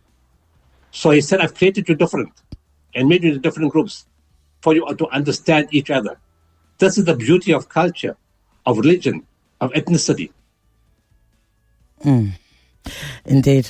The beauty of belief system is this, that you stand together and you worship two different paths. You may have a faith system or you may not have a faith system, but you respect each other, you enjoy the diversity and the beauty of human beings. Imagine you all look the same color and the same type of people, how boring life would be. So the differences are not to enhance friction, it's to enhance unity, and you need to understand that. Indeed. I have a question on WhatsApp. It's good evening, Sisirge. I have been listening to your guest, Dr. Imtiaz Suleiman. I want to ask a question on this mystery flight to South Africa. What role did the other countries like Kenya and Israel play in facilitating or approving the journey? Number 2, how will South Africa ensure transparency in handling similar cases in the future, sir? And he said to tell you he loves your courage. Thank you very much. It's clear. The plane flew from the Israeli International Airport. The movement of Palestinians from Gaza was facilitated through the Israeli roads, from Gaza into Israeli territory. It's a war situation. You think the Israeli soldiers don't know what's going on? And they don't know what's coming in that group? Taken several kilometers to the port of Island, which is quite a distance. And from there to the Israeli airport, is this all done like nobody knows what's going on? Especially in a war situation with Israel, with all its technology and all its superlateness, the fourth largest army in the world, really. It was taken from their plane, and did Kenya not know they were coming? Why did they go the same route twice? Because Kenya and Israel have an understanding with each other. And then the only time they didn't know they came to South Africa, they only knew when they came to South Africa when the boarding pass was put in their hand. And this was a South African carrier that was bringing them to South Africa. Indeed.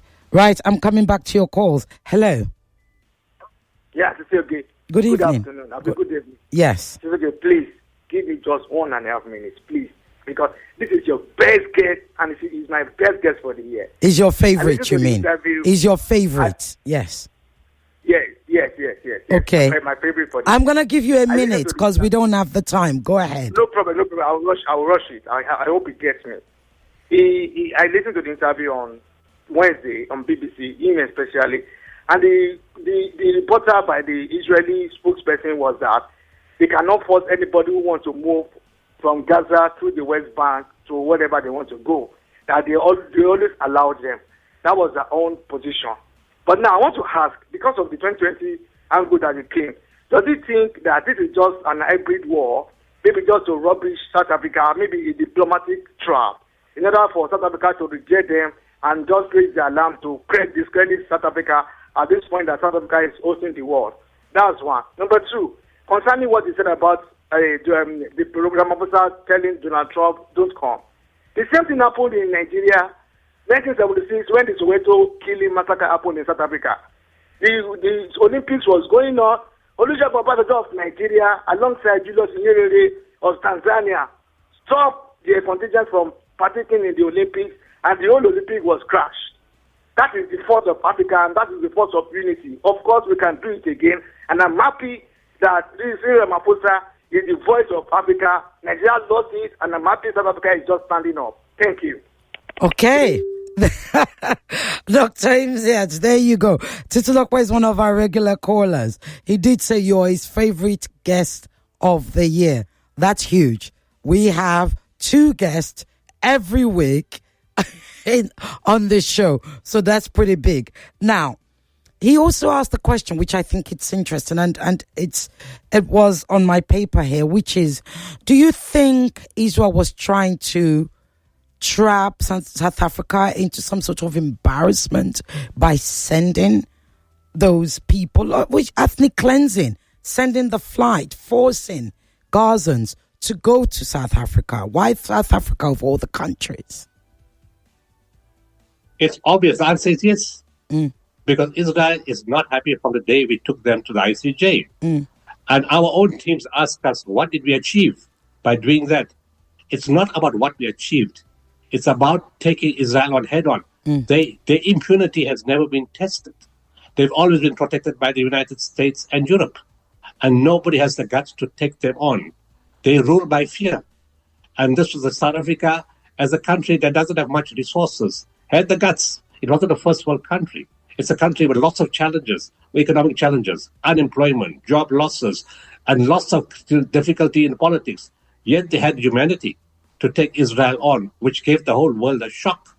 And we challenged that impunity of theirs and said, you will not get away with this, because our leader Mandela said that we are not free until Palestine is free. We kept to that mandate, and we did it. And we lost a lot, hundreds of millions of rands, if not billions, in the first few days that we did that. But on principle, we did it. But what happened after that? It shook the world that 72 countries then supported South Africa. It doesn't matter whether we won or not in ICJ. That's not important.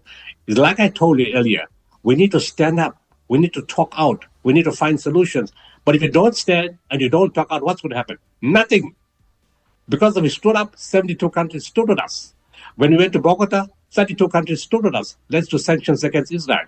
And we're showing the world that you don't mean anything, that we're not afraid of you. And who stood up now? Young Jewish people in America don't support Israel anymore. Jewish people in South Africa and all over the world stood up against Israel. They never expected this. Jewish people stood up inside Israel against Israel itself. And human groups from all across the world, political parties, governments have stood up. If South Africa didn't go to the ICJ, this would never have happened. And, it's a principle we follow, and it can be done, and it shows what can be done when we stand out. Indeed. And to that point, one of the other things Titi Lokwe said is, look, Nigeria used to lead Africa, but Nigeria's lost that position. I'm so glad that he was so glad that South Africa has taken it on, and South Africa is standing tall with it. He's saying well done to President Cyril Ramaphosa. What do you say to that? Well, yes, of course. I'm proud of what he said. This moment stands out today because I think he wasn't treated very well. I know he wasn't treated so well when he went to the White House. Yes. He was being insulted, when he went there. I mean, it is pure racism. Because we're black governments in our continent, we are treated like we are second-class citizens or third-class citizens. And why do we accept this kind of punishment? Why do we accept this kind of indignity? We should not allow this. We have respect. We are credible people. We're not stupid people. We have humanity. We have intelligence. We have resources. These are our countries. It's somebody coming to your house and telling you how to live, how to use your fridge, how to use your microwave, that you're stupid, you don't know how to cook in your own house. And we are allowing this. We are at fault. We need to change the narrative. We need to change the system. We need to stand up and fix this. This I'm happy with what he did. I'm proud of him. And I'm proud of him when he went to France and he spoke out against what Western countries did to Africa on the vaccine issue. That was not scripted. That came from the heart, outspoken, and said we treated like second-generation people. And that was the second time that I was very proud of him. I need 54 African presidents to stand up and speak like that. Fantastic. Finally, though, before I get kicked off, because I've got less than 2 minutes left, what do you think justice looks like for the 153, Palestinians, for the 2.3 million still in Gaza? What is your perspective? What do you think justice looks like for them? Netanyahu and his cabinet behind bars, charged by the ICJ and the ICC, liberation of Gaza, return of occupied land. Israel must pay the war reparation costs to rebuild Gaza. All prisoners must for detention without trial, not charged, removed from prison. Each one of them must sue the Israeli government for what has been done for them over the years. Water must be restored. Lands must be opened. Palestinians must be allowed to go back into their own land without interference. The West Bank, the entire West Bank, Ramallah, every aspect must be given back to them. They need to be free citizens. And eventually, the solution, whatever system they work out between them, we cannot dictate to other people what they need to do. But they need to work out a system where there'll be total freedom and peace. Also, that all the Jewish people are not the problem. The Zionists are the problem. And there's good relationship with the Jewish people and the Palestinians and the Arabs and the Christians. And we need to keep that together. A message to Christian Zionists, Christian people are being persecuted inside Palestine and in Israel by Israel, if you did not know that. Listen to the church groups from inside Israel and Palestine. They will tell you that. Open your eyes. Your brothers are being hammered, killed, and your churches are being bombed. You need to open your mentality and understand this very clearly. Dr. Imzad Suleiman, thank you, the founder of Gift of Givers. Thank you so very much for all that you do and for giving up 1 hour in all that you do to talk to us, to give us courage, to educate us, to encourage us as Africans, as human beings, to continue to go better and better and actually go beyond borders. Thank you, sir. One question. Yes, are you in Nigeria only, or your radio station goes beyond Nigeria? We talk about Nigeria. I'm in Nigeria. We can have you anytime. No, I mean your radio station. We're all over. Yeah, we're all over. We're on YouTube. We have followers all over the diaspora. Yes, sir. All right. Thank you very much. It will be sent to you. The link will be sent to you. Thank you so much. We appreciate you more. Pleasure. God bless you. Amen. The Gist. New Good Mama detergent delivers express cleaning and fragrance boosters for extra freshness. All in a fresh new pack made for your upgrade. Try it today. Good Mama, the washing is fast. Good Mama, my fabric is smelly fresh. Good Mama, express cleaning. Good Mama, my laundry reason to smile. There's a reason she's a good mama. Express cleaning, extra fresh. Feeling under the weather? Tired of getting sick? Immunase from Vitabiotics can help. Immunase is a supplement packed with vitamins and minerals like vitamin D, zinc, and selenium that support your immune system. With Immunase, you can boost your natural defenses and fight infections, reduce your occurrence of illnesses, enjoy faster recovery, and better energy levels. Immunase from Vitabiotics, trusted partner to keep you healthy. Available at pharmacies near you. Introducing So Clean Pink Detergent, Nigeria's first pink detergent innovation, specially formulated to make your clothes look and smell amazing. It's with 2 times perfume, so every wash releases a burst of long-lasting fragrance. It's soft on clothes with color guard that leaves your colored clothes vibrant and bright. So Clean Pink delivers great cleaning while treating your fabrics to a touch of luxury. Feel the pink with So Clean, the #1 pink detergent. My name is Joe, and I have pistantrophobia, pista for short. Basically, the fear of trusting people. For someone like me, it is really hard to choose an insurance partner. Then my girl told me, you better switch to Hares Insurance. I reluctantly gave it a try, and guess what? I have been on a roll. To buy an insurance plan, I just dial *1100# for fast insurance. If I want to file a claim, I just use the Simple Life mobile app, and I get paid within 24 hours. And that's not even the best part. I get discounts from hotels, spas, and other jollification places through their rewards program. So yes, I switched to Hares Insurance Group. And this my pista, the fear of trusting people, is getting better. What are you waiting for? Visit www.hairsinsurancegroup.com. That is HEIRS, or dial *1100# to get fast insurance today. Update. Here's the gist. New Good Mama detergent delivers express cleaning and fragrance boosters for extra freshness. All in a fresh new pack made for your upgrade. Try it today. Good Mama, the washing is fast. Good Mama, my fabric is smelly fresh. Good Mama, express cleaning. Good Mama, my laundry reason to smile. There's a reason she's a good mama. Express cleaning, extra fresh. To dey healthy, not be for show. Na life where you suppose dey live. And if you dey cook light with power oil, then you sabi wetin dey healthy. You dey stay active, e mean say you stand fit. Chop light, dey move body, no excuses oh. Power oil dey your kitchen. Now you get am, feel am, enjoy am. Make you dey confirm, make you dey 100% fit. Power oil, na your lifestyle choice. Power oil. Every day when my children return from school, I don't recognize them. Hello, do I know you? It's us, Mommy. But These dirty, sweaty uniforms and socks were clean in the morning. Everything don't transform. I understand though. School is hectic. It takes energy to come home this transformed. So I make sure they have some nutritious Milo at breakfast. Your kids need nourishing energy. Give them Milo at breakfast. It has nutrients that support energy release to help them get the most out of their day. Milo, energy to go further. Milo!